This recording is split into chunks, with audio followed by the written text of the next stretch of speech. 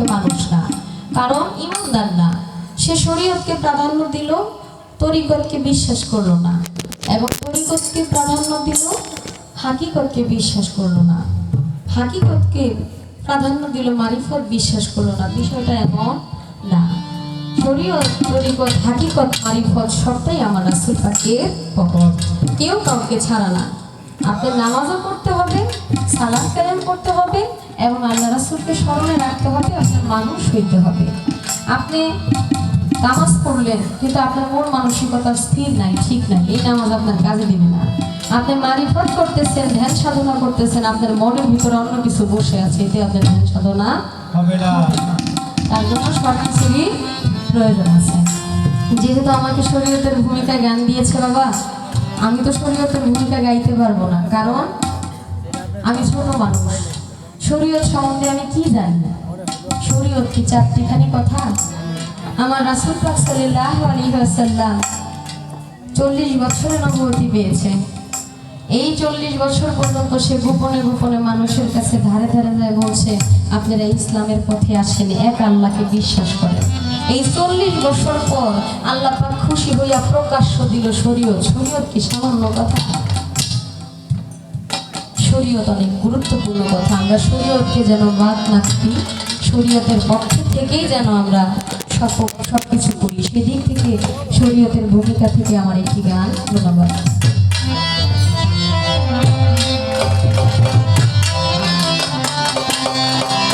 ওই বাজে ইসলামের ডঙ্কা, ওই বাজে ইসলামের ডঙ্কা, শব্দ শোনা যায় নবীর দিনে রে তোরা, নবীর দিনে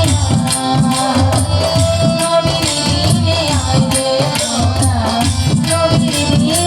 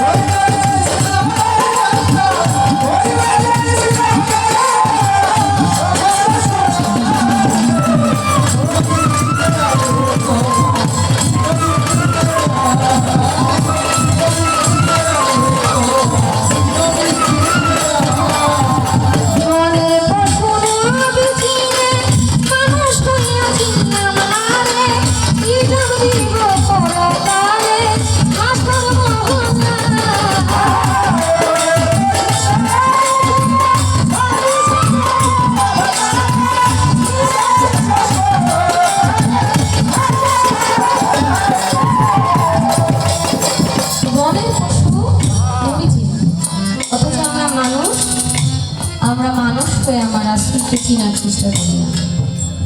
আল্লাহ ক্ষমা করুক। আসলে কথা বলার সময় অবশ্যই বিচার করে হিসাব করে বলা উচিত যে আমি এই কথাটা কতটুকু সঠিকভাবে নিজের মধ্যে ধারণ করতে পারবো। আসলে আপনাদের কি কষ্ট হইতেছে বাবারা ভাইয়েরা?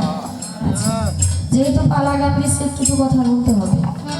যদি আমি ছোট মানুষ অত সুন্দর করে গুছিয়ে কথা বলতে পারি না, তবুও চেষ্টা করছি কিছু কথা বলার জন্য। ওই বাজে ইসলামের ডঙ্কা শব্দ শোনা যায় রে, নবীর দিনে আয় রে তোরা নবীর দিনে। আমরা যারা ইসলাম ধর্মে আছি, মুসলমান দাবি করি, হাত তুলি তো বাবা আমরা মুসলমান। আচ্ছা, এখানে তো অনেকেই মুসলমান, আসলে গরুর মাংস খাইলে মুসলমান হয় না। ছেলেদের খাতনা করাইলে সুন্নতে সে মুসলমান হয় না। ইসলাম হলো শান্তির ধর্ম, ইসলাম হলো শান্তির ধর্ম। অথচ এই শান্তির ধর্মের মধ্যে আমরা কত শান্তি সৃষ্টি করে দিচ্ছি। আসলে ইসলামকে আমরা কিভাবে দেখব, কিভাবে দেখা উচিত? কথাগুলো এভাবেই বলতে চাই, এইভাবেই রাখতে চাই, আমরা যেন শরীয়তকে পরিপূর্ণভাবে মানার চেষ্টা করি। আমরা যেন শুধু মুখে মুখে আল্লাহকে বিশ্বাস করবো, অন্তর দিয়ে বিশ্বাস করবো না, বিষয়টা এমন না। রাসূলের প্রতি যেন আমাদের ভালোবাসা থাকে। একটা পশু, সে আমার রাসূলকে চিনতে পারলো, আমার রাসূলকে ভালোবাসতে পারলো, অথচ আমরা মানুষ রাসূল পাককে ভালোবাসতে পারি না। রাসূল পাক সাল্লাল্লাহু আলাইহি ওয়াসাল্লামের নামের সাথে অনেকেই সাল্লাল্লাহু আলাইহি ওয়াসাল্লাম বলতে কষ্ট হয়। এটা বলা যাবে না, কি আম করা যাবে না। এই যে কথাগুলো আমরা বলি, আসলে ৭৩টা কাতার হয়ে গেছে আমাদের মুসলমানদের মধ্যে। এক একটা ফ্যাক্টর সৃষ্টি হয়ে গেছে। অনেক মুসলমান আছে ইসলাম ধর্ম একটা সাইনবোর্ড বানায়া মানুষকে কষ্ট দিচ্ছে। জোর জবরদস্তি করে কখনো ইসলামের দাওয়াত দেওয়া যায় না। আমার রাসূল পাক সাল্লাল্লাহু আলাইহি ওয়াসাল্লাম আবু জেহেলের কাছে যখন গেছিলেন, আবু জেহেল আমার রাসূল পাক সাল্লাল্লাহু আলাইহি ওয়াসাল্লামের মাথার মধ্যে বাড়ি দিয়ে মাথা ফাটাই দিয়েছে, কিন্তু আমার রাসূল পাক বিনয়ের সাথে বলছে, চাচা আপনি একবার কালেমাটা পড়ুন। কিন্তু আমরা মারামারি করে এখন রাজত্ব করতে চাই। মারামারি করে রাজত্ব করার কথা আমার রাসূল বলেন নাই। আমার রাসূল বলেছে প্রেমের মধ্যে সবকিছু জয় করো। তুমি অভ্যাস করো, অভ্যাস করলেই তুমি অবশ্যই ভালো কিছু পাবা। এখানে আমরা যারা মুসলমান দাবি করি, ইসলাম ধর্মকে বিশ্বাস করি, শরীয়তের মধ্যে যারা আছি, আমি আপনাদেরকে বলে যাচ্ছি, আপনারা একাধারে 40 দিন নামাজ পড়ে দেখেন। পবিত্র মিশকাত শরীফ, এটা হাদিস। এই মিশকাত শরীফের মধ্যে আমার রাসূল পাক, আমার আল্লাহ পাক এই যে হাদিস, এই হাদিসের মধ্যে বলছেন যে নামাজ যদি কোনো ইবাদত না হইতো, মানব জীবনের জন্য এটা একটা উত্তম ব্যায়াম হইতো। সকালবেলা মানুষ ব্যায়াম করে, হাঁটাহাঁটি করে, এরকম করে, ওরকম করে, যদি ফজরের সময় উঠে আপনি নামাজ পড়েন, আপনার দেহের অনেক রোগ বাড়ায় ভালো হয়ে যাচ্ছে। আপনি একটু করে দেখেন না, আপনাকে দাওয়াত দেওয়া হচ্ছে, আপনি একটু করে দেখেন। মানুষ হইল অভ্যাসের দাস। আপনি সালাত কায়েম করে দেখেন, অবশ্যই আপনার মধ্যে কিছু না কিছু পরিবর্তন আসবে। আমি একজন বাউল শিল্পী, বলতে পারে অনেকে আপনি মেয়ে মানুষ, শিল্পী মানুষ, আপনি যে গান গাইতেছেন মানুষের সামনে। আমি যখন পরিপূর্ণ জ্ঞান আমার ভিতরে অর্জন করতে পারবো, অবশ্যই আমি গান করবো না, আমার ভিতরে সেই জ্ঞানটা চলে আসবে। আমি এখন বোঝাচ্ছি, আমার ভিতরেও কিছু বুঝ আসতেছে, কিন্তু এমন তো হইতে পারে মালিকের দয়া হইলে আমি এই রাস্তা থেকে সরে গেছি, হইতে পারে না? আমিও আপনাদের সাথে অভ্যাস করতেছি, আপনারা অভ্যাস করে দেখেন। আজকে থেকে সকাল থেকে ফজরের নামাজ পড়বেন, দেখবেন আপনার মন মানসিকতা পরিবর্তন। কারণ বনের পশু আমার রাসূল পাকের কথা বুঝেন। বনের পশু জবানো ভুলে যায়। আমার নবীর দিন, আমার নবীর ইসলাম এত শান্তির দিন, এখানে কোনো যায় ঝামেলা নাই।